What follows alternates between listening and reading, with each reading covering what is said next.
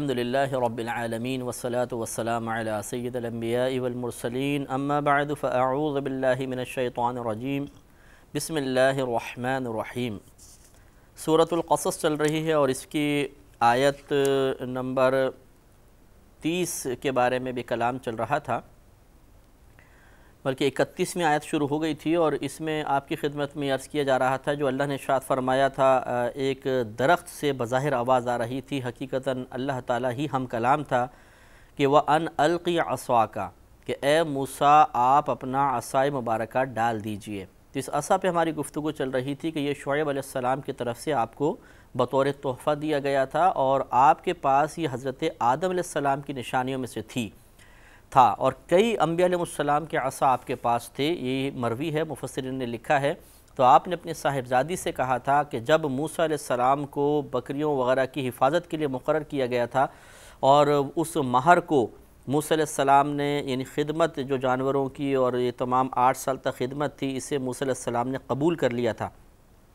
تو آپ کو یہ عصا مبارکہ بطور تحفہ دیا گیا تھا۔ اس سے معلوم ہوا کہ انبیاء علیہ السلام دیگر نیک لوگوں کے تبرکات کو حفاظت سے رکھنا، باقاعدہ ان کی حفاظت کرنا، ان کی حفاظت کا اہتمام کرنا، اور پھر جو محبوب ہو، پسند ہو، اچھا لگے، نیک ہو، پرہیزگار ہو، اسے بطور تحفہ دینا، یہ تو انبیاء علیہ السلام کا طریقہ رہا ہے۔ آج مطلب بعض اوقات ان اعمال اور افعال کو بھی حقارت کی نگاہ سے دیکھا جاتا ہے، اور اس کا ثبوت مانگا جاتا ہے کہ جی کہاں ایسا ہوا کہ آپ جس چیز کی نسبت نبی کی طرف ہو گئی، کسی صحابی کی طرف ہو گئی، اس کو سنبھال کر رکھتے ہیں، اس کی حفاظت کا بڑا اہتمام فرماتے ہیں۔ تو شاید یہ اعتراض وہی کرے گا جس نے کبھی قرآن پاک کو پڑھنے کی زحمت گوارا نہیں کی، یا پڑھا ہے تو رسمی طور پہ پڑھا ہے، اس نے سمجھنے کی کوشش نہیں کی۔ اسی لیے بار بار عرض کیا جاتا ہے کہ قرآن پاک کو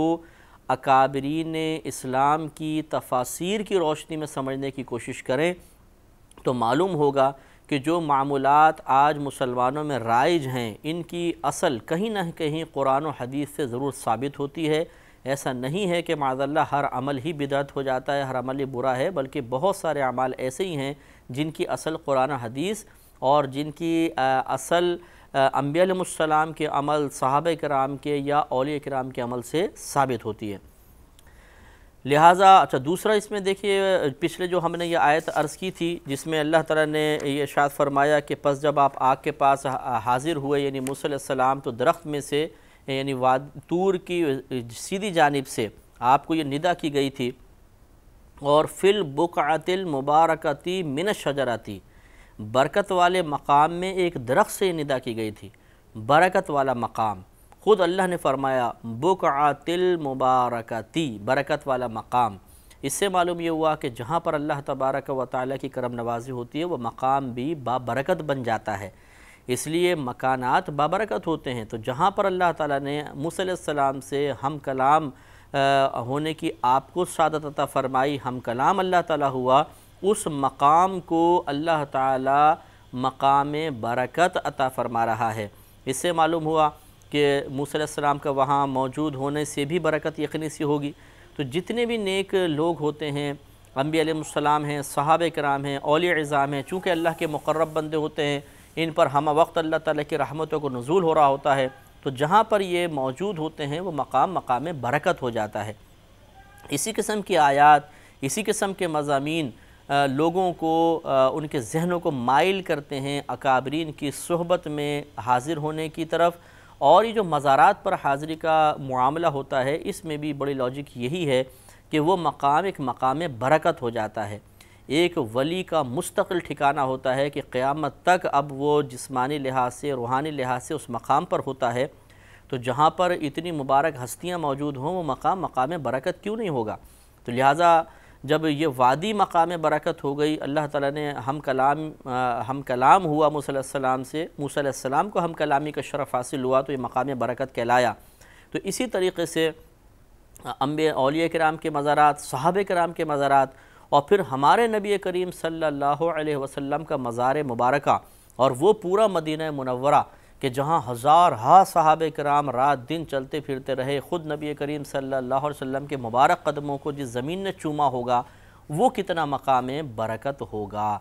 اور جب وہ مقام برکت ہے تو برکت کے حصول کے لیے کوئی عمل اختیار کرنا اس میں بھی شرعاً کوئی حرج نہیں ہے۔ لہذا اگر کوئی وہاں پر برکت حاصل کرنے کے لیے مسح کرتا ہے، کسی ستون کو ہاتھ لگاتا ہے یا چومتا ہے برکت کے حصول کے نیت سے، تو یہ ناجائز کیسے ہو سکتا ہے؟ کیونکہ یہ خود سنت سے ثابت ہے کہ نبی کریم صلی اللہ علیہ وسلم نے ارشاد فرمایا کہ جب تم دعا مانگتے ہو تو اللہ تبارک و تعالیٰ کی رحمت تمہارے ہاتھوں میں آ جاتی ہے تو اسے اپنے چہروں پر مسح کر لیا کرو۔ اب رحمت الہی کوئی مادی شے نہیں ہے کہ وہ آ کے یہاں بیٹھ گئی اور آپ نے اس کو یوں اس چہرے پہ مل لیا، بلکہ جب ہم دعا مانگتے ہیں تو اللہ تعالیٰ کی طرف سے ایک برکت نازل ہوتی ہے، نورانیت نازل ہوتی ہے، اور اس کو چہرے پر مسح کر لینے کی وجہ سے انسان کو اس برکت میں سے حصہ ملتا ہے۔ تو یہ چہرے پر مسح کرنا، مس کرنا، یہ تو خود نبی کریم صلی اللہ علیہ وسلم سے ثابت ہے۔ لہذا اگر کوئی اس طرح اس مقام سے برکت کے حصول کے لیے کوشش کر رہا ہو تو اس میں شرعاً کوئی حرج نہیں ہے کہ اس کے نظریہ بالکل درست ہے، وہ کسی ستون کو مؤثر حقیقی نہیں سمجھے گا، یا یہ سمجھنا بھی نہیں چاہیے کہ ستون ہمیں نفع دے گا یا ستون ضرر دے گا۔ اللہ تعالیٰ نفع دینے والا ہے، اللہ تعالیٰ ضرر دینے والا ہے، لیکن اس نے دنیا میں نفع و ضرر کے لیے وسائل مقرر کیے ہیں۔ دوائی فائدہ بھی دیتی ہے، دوائی نقصان بھی دیتی ہے۔ اگر اللہ تعالیٰ کے علاوہ کوئی مخلوق ضرر پہنچانے کی صلاحیت نہیں رکھتی تو ہم یہ دوائیاں چھوٹے بچوں سے کیوں ہٹا کر رکھتے ہیں؟ میں تو اکثر یہ سوال عرض کرتا ہوں کہ پھر دوائیاں بچوں کے سامنے بکھیر دیں، کیونکہ ضرر دینے والی ذات تو اللہ کی ہے۔ بچوں کو کھانے دیجئے، پینے دیجئے، وہ یہ دوائی کیا ضرر پہنچائے گی؟ لیکن ہم اس ظاہری سبب کو روکتے ہیں، اس سے حفاظت کرتے ہیں، بچوں کو بجلی میں نہیں جانے دیتے، بجلی کے قریب نہیں جانے دیتے، استری کے قریب نہیں جانے دیتے۔ چھری اگر بچہ اٹھا لیتا ہے فوراً اس کے ہاتھ سے چھین لیتے ہیں۔ کیا چھری ضرر پہنچائے گی؟ ضرر پہنچانے والی ذات تو اللہ کی ہے، لیکن چونکہ یہ وسیلہ اور ذریعہ بن سکتا ہے اس لیے ہم وسیلے اور ذریعے کو دور کر دیتے ہیں۔ تو جس طرح ضرر پہنچانے کے لیے ایک دنیا میں مادی شے وسیلہ اور ذریعہ بن سکتی ہے، تو کیا نفع پہنچانے کے لیے، یعنی اللہ کی طرف سے نفع پہنچانے کے لیے کوئی چیز ذریعہ اور سبب نہیں بن سکتی؟ یقیناً بن سکتی ہے، اور اسی ذریعہ اور سبب سے پھر برکت حاصل کرنے کے لیے عملی کوشش کو ناجائز ہم کیسے قرار دے سکتے ہیں؟ تو اس لیے اس میں کوئی حرج نہیں ہے۔ یہ خود مسلم کی روایت ہے کہ ام سلمہ رضی اللہ تعالی عنہا کے پاس نبی کریم صلی اللہ علیہ وسلم کی جبہ مبارکہ تھا۔ جب کوئی بیمار ہوتا تھا تو آپ کے پاس آتا تھا اور آپ اس جبہ مبارکہ کو پانی میں ڈال کر، یعنی اس سے پانی کو تر کر کے وہ پانی حصول شفا کی نیت سے پلایا کرتی تھی۔ اب آپ دیکھیے تو صحابہ کرام کا طریقہ، انشاءاللہ کبھی اس پر ہمارا تفصیلی کلام ہوا تو مزید عرض کریں گے۔ تو ضمناً ایک بات آ گئی ہے تو میں نے عرض کیا، صرف اس لیے تاکہ اس امت سے انتشار ختم ہو۔ ایسی تعلیمات جو بظاہر قرآن سے، حدیث سے براہ راست ثابت نظر آتی ہیں، ان کے اور وہ معمول بہا رہی ہیں، یعنی اس امت نے اس کو قبول کیا، پھر اس امت اس پر عامل ہے، انہیں غلط کہنے کا مطلب یہ ہوگا معاذ اللہ کہ ہم ہزارہا صحابہ کرام کو غلط کہہ رہے ہیں، اس امت کے سینکڑوں، ہزاروں، لاکھوں اولیاء کرام کو غلط کہہ رہے ہیں، اور مومنین مومنات جو کروڑوں کی تعداد میں ان کو غلط قرار دے رہے ہیں، یہ مناسب نہیں ہے۔ لہذا اللہ تعالیٰ نے ارشاد فرمایا وَأَنْ أَلْقِ عَصَاكَ، اور یہ ندا کی گئی کہ آپ اپنا عصا مبارکہ ڈال دیجئے۔ تو موسیٰ علیہ السلام نے عصا ڈال دیا تو ایک دم بہت بڑا اژدہا بن گیا۔ فَلَمَّا رَآهَا، پھر جب آپ نے اس کو ملاحظہ فرمایا کہ وہ تو ایک دم اژدہا ہو گیا ہے، تو تَهْتَزُّ، تو آپ ایک دم رَآهَا تَهْتَزُّ، تو آپ نے جب اس کو لہراتا ہوا اس طرح دیکھا کہ انہا جانن، کہ گویا کہ وہ ایک بہت بڑا سانپ ہے، تو وَلَّا مُدْبِرًا وَلَمْ يُعَقِّبْ، تو آپ پیٹھ پھیر کر چلے تیزی کے ساتھ اور آپ نے مڑ کر بھی نہیں دیکھا۔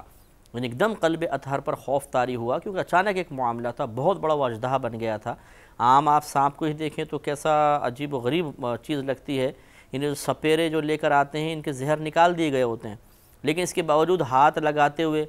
یا وہ جب قریب آتا ہے تو ایک دم بہت ڈر اور خوف محسوس ہوتا ہے۔ تو انبیاء علیہ السلام، تمام انبیاء علیہ السلام بشر ہوتے ہیں، لیکن ان کی بشریت عام انسانوں سے بہت زیادہ کامل ہوتی ہے، لیکن بشر ضرور ہوتے ہیں، اور بعض اوقات ان کا جو بشری تقاضا ہے وہ غالب نظر آتا ہے۔ جیسے یہاں پر تھا کہ بشری تقاضا تھا کہ ایک موذی چیز کو دیکھ کر انسان خوف محسوس کرے اور اس سے دور ہو، اس بشری تقاضے نے عمل کیا اور موسیٰ علیہ السلام فوراً وہاں سے پیچھے ہٹے۔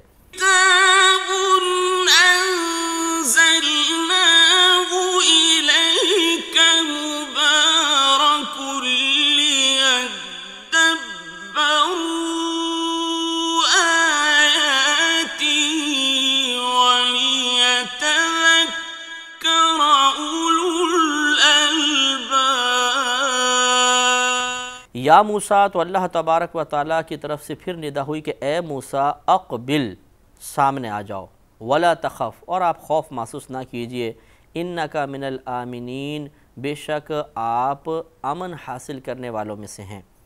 اسلک یدک فی جیبک، آپ اپنا ہاتھ اپنے گریبان میں ڈالیے، تخرج بیضاء من غیر سوء، تو یہ ہاتھ باہر آئے گا بغیر کسی بیماری کے چمکتا ہوا۔ تو یہ دو معجزے اصل میں اللہ تعالیٰ عطا فرما رہا تھا، ایک عصا کا معجزہ جو سانپ بن جاتا تھا، دوسرا ید بیضاء کہلاتا ہے۔ ید ہاتھ کو کہتے ہیں، بیضاء معنی سفید، ید بیضاء ہاتھ کی سفیدی کا معجزہ تھا کہ موسیٰ علیہ السلام اللہ کے حکم سے اس طرح گریبان میں ہاتھ ڈالتے تھے، پھر جب باہر نکالتے تھے تو ایسا چمکدار ہاتھ ہو جاتا تھا، پھر جب دوبارہ ہاتھ ڈالتے اور پھر نکالتے وہ پھر نارمل حالت میں آ جایا کرتا تھا۔ اور موسیٰ علیہ السلام کی رنگت گندمی تھی، یعنی سیاہی مال نہیں تھی، گورے پن کی طرف مائل تھی، لیکن گندمی آپ کی رنگت تھی، تو آپ کا وہ گندمی ہاتھ ایک دم ایسا چمکدار ہو جاتا تھا۔ تو یہ بھی اللہ نے ایک معجزہ عطا فرمایا تھا۔ تو اللہ نے ارشاد فرمایا کہ اسلک یدک فی جیبک، آپ اپنا یہ ہاتھ اپنے گریبان میں ڈالیے، تخرج بیضاء من غیر سوء، تو یہ نکلے گا سفید چمکتا ہوا بغیر کسی بیماری کے۔ وَضْمُمْ إِلَيْكَ جَنَاحَكَ مِنَ الرَّهْبِ، اب جب وہ موسیٰ علیہ السلام کا خوف بہت زیادہ آپ پہ طاری ہو گیا تھا، اللہ نے ملاحظہ فرمایا تو اس کا ایک علاج ارشاد فرمایا، وَضْمُمْ إِلَيْكَ جَنَاحَكَ مِنَ الرَّهْبِ، اور اپنا ہاتھ اپنے سینے پر رکھ لیجئے خوف دور کرنے کے لیے۔ تو آپ غور کریں کہ اپنا ہاتھ اپنے سینے پر رکھ لیجئے، خوف دور ہو جائے گا۔ اب خوف ایک قلبی کیفیت ہے، ہاتھ رکھنے سے وہ خوف کیسے دور ہوگا؟ ہاتھ میں کون سی ایسی تاثیر ہوتی ہے؟ تو ہاتھ میں یقیناً تاثیر نہیں ہوتی ہے۔ ہاتھ فی نفسی ہی کوئی خوف یا روب یا دل کے غم اور وسوسے کو دور کرنے والا نہیں ہے۔ ہاں، وہ اللہ تعالیٰ وہ ذات ایسی ہے کہ وہ غم دور کر دیتی ہے، فکر دور کر دیتی ہے، خوف دور کر دیتی ہے، لیکن اس ذات کی عادت کریمہ یہی ہے۔ اکثر عادت کریمہ آپ یہ دیکھیں گے کہ وہ دنیاوی اسباب اور ذرائع کے ذریعے ان کاموں کو کرے گا، لہٰذا آپ کے قلب اطہر سے خوف دور اللہ تعالیٰ ہی کرنے والا تھا، لیکن آپ کے ہاتھ کو وسیلہ بنایا کہ اس کو اپنے سینے پر رکھیے تو آپ کا سارا خوف دور ہو جائے گا۔ یعنی ہم نے آپ کے ہاتھ میں ایسی برکات پیدا کر دی ہیں کہ اگر آپ اپنے سینے پر رکھ دیں گے تو تمام خوف کو دور کر دے گا۔ تو اس سے معلوم ہوا کہ اللہ تعالیٰ کے مقرب بندوں کو اللہ تعالیٰ ایسی تاثیریں عطا فرماتا ہے کہ اگر وہ اپنے دست مبارک سینے پر رکھ دیں، اگر وہ کوئی دم وغیرہ کر دیں، اور مطلب یہ کہ جیسے سر پر ہاتھ رکھ کے کوئی دعا وغیرہ کسی کے ہاتھ رکھ کے دعا وغیرہ کر دیں، تو اللہ تعالیٰ ان کے ان اعمال میں افعال میں ایسی تاثیر پیدا فرما دیتا ہے کہ سامنے والے کو فائدہ حاصل ہو جاتا ہے۔ تو یقینی سی بات ہے کہ جب یہ دست مبارک جو موسیٰ علیہ السلام کا تھا آپ کے خوف کو دور کرنے کا سبب بنا تو اوروں کا خوف بھی دور کر سکتا تھا۔ تو یہ اس سے جو اللہ کے مقرب بندے ہیں ان کے ہاتھوں میں، ان کے جسم میں، ان سے تعلق رکھنے والی چیزوں میں جو برکت ہے، اس برکت کی وجہ سے جو مصیبتیں دور ہوتی ہیں، پریشانیاں اور خرابیاں دور ہوتی ہیں، اس کا اس آیت میں بیان فرمایا گیا ہے۔ فَذَانِكَ بُرْهَانَانِ مِن رَبِّكَ إِلَىٰ فِرْعَوْنَ وَمَلَئِهِ، تو یہ دو دلیلیں ہیں آپ کے رب کی طرف سے فرعون اور اس کے درباریوں کی طرف۔ گویا کہ اشارہ فرما دیا کہ آپ جائیے فرعون کے پاس، اس کے درباریوں کے پاس، انہیں جا کے تبلیغ کیجئے، اور آپ ہمارے نبی ہیں، اور اس آپ کی نبوت پر دلیل یہ دو ہم نے جو آپ کو معجزہ عطا فرمائے یہ ہیں، جا کر ان کو دکھائیے۔ انہم کانوا قوما فاسقین، بے شک وہ ایک فاسق قوم ہیں۔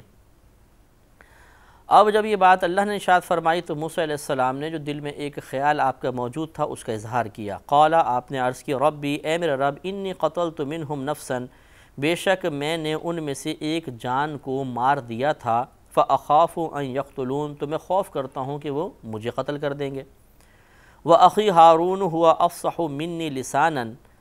اب یہ نہیں کہ اللہ تعالیٰ مجھے قتل کر دیں گے تو میں نہیں جاتا ہوں، ایسا نہیں، بس یہ خوف کا اظہار تھا کہ اللہ تعالیٰ مجھے خوف سا محسوس ہو رہا ہے کہ اگر میں جاؤں گا تو ان کو تو پتہ ہے کہ میں نے ایک جان کو قتل کیا ہے، تو وہ مجھ پہ حملہ نہیں کر دیں گے،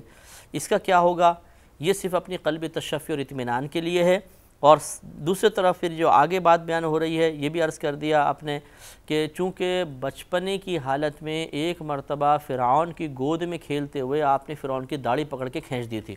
تو اس کو بڑا غصہ آیا اور اس نے کہا کہ یہ تو وہی بچہ لگتا ہے جو میری زوال حکومت کا سبب بنے گا۔ اس پر بی بی آسیہ رضی اللہ تعالی عنہا نے کہا کہ یہ تو بچہ ہے، اسے کیا معلوم کہ یہ داڑھی ہے کیا ہے، تم اس کے سامنے اگر انگارہ یا ہیرا رکھ دو تو اس یہی تمیز نہیں ہوگی کہ میں انگارہ اٹھاؤں یا ہیرا اٹھاؤں۔ اب فرعون بڑی موٹی عقل کا تھا، جیسے آگے بھی آئے گا کہ وہ کتنی اس کی موٹی عقل تھی، تو اس نے کہا کہ اچھا اگر ایسی بات ہے تو ہم یہی امتحان لیں گے۔ اس نے ایک انگارہ رکھوایا، ایک ہیرا رکھوایا اور موسیٰ علیہ السلام کو وہاں چھوڑ دیا۔ آپ چھوٹے سے تھے، آپ کا ہاتھ پہلے ہیرے کی طرف بڑھا، روایت میں آتا ہے، لیکن اللہ کے حکم سے فرشتے نے آپ کا ہاتھ کر دیا انگارے کی طرف، کیونکہ یہی مشیت الہی تھی کہ آپ کو زندہ رکھنا تھا، آپ سے بہت بڑا کام لینا تھا، تو آپ نے وہ انگارہ اٹھا کے منہ میں رکھ لیا۔ اور یہ بھی اللہ تعالیٰ کی آپ دیکھیے حکمت، اور کس طرح اللہ تعالیٰ اپنے معاملات کو پورا فرماتا ہے کہ بچے نے انگارہ اٹھایا تو ہاتھ تو نہیں جلا، اور اس کو منہ تک لانے میں وہ کامیاب ہو گیا، جب منہ میں ڈالا تو منہ جل گیا، تو آپ کی زبان جل گئی تھی جس سے لکنت پیدا ہو گئی تھی، یعنی آپ کلام کرتے ہوئے ذرا دقت محسوس کرتے تھے۔ اس لیے آپ نے عرض کی اللہ کی بارگاہ میں، وَأَخِي هَارُونُ هُوَ أَفْصَحُ مِنِّي لِسَانًا، اور میرا بھائی ہارون وہ زبان کے اعتبار سے مجھ سے زیادہ فصیح ہے، یعنی اس کی زبان بہت روانی سے چلتی ہے۔ فَأَرْسِلْهُ مَعِيَّ رِدْ أَن يُصَدِّقُنِي، تو اسے میری مدد کے لیے رسول بنا کر بھیج دے کہ میری تصدیق کرے۔ انی اخاف ان یکذبون، مجھے ڈر ہے کہ وہ فرعون لوگ جو ہیں مجھے جھٹلا دیں گے۔ یہ اس بات کی دلیل ہے کہ جو ماقبل میں آپ نے عرض کیا تھا کہ اللہ میں نے ایک جان کو قتل کیا ہے تو مجھے خوف ہے کہ وہ مجھے قتل کر دیں گے، یہ بات اس لیے نہیں تھی کہ میں نہیں جا سکتا ہوں یا انکار کرنا مقصود تھا یا جانے کے سلسلے میں ایک عذر بیان کر کے رخصت آپ مانگ رہے تھے، نہیں، بلکہ آپ نے صرف ایک خدشے کا اظہار کیا تھا جس کا جواب آگے اللہ تعالیٰ ارشاد فرمائے گا اور آپ کو تسلی دے گا۔ اور ساتھ میں آپ نے یہ بھی عرض کیا کہ اگر میں اکیلا جاؤں گا، میری زبان میں ابھی فی الحال لکنت سی ہے، ہو سکتا ہے میں ان کے سامنے یہ بات رکھوں تو وہ میری بات کو صحیح طریقے سے نہ سمجھ سکیں، اور چونکہ ایک نئے موقف کو بیان کرنے والے کے لیے ضروری ہے، یعنی یہ اس کے اچھے اوصاف میں سے ہے، اور یہ بہت زیادہ مددگار چیز ثابت ہوتی ہے کہ وہ انتہائی فصیح و بلیغ کلام کرے، اس کے روانی، اس کے مناسب جملے، اس کے اچھے الفاظ کا استعمال سامنے والوں کو متاثر کرے گا اور اس دعوت کو جلدی قبول کیا جائے گا۔ اس لیے آپ نے حضرت ہارون علیہ السلام کے لیے درخواست کی کہ انہیں میرے ساتھ کیا جائے۔ انشاءاللہ یہ واقعہ چلتا رہے گا، اگلے پروگرام سے میں مزید تفصیل عرض کی جائے گی۔ وآخر دعوانا ان الحمد للہ رب العالمین۔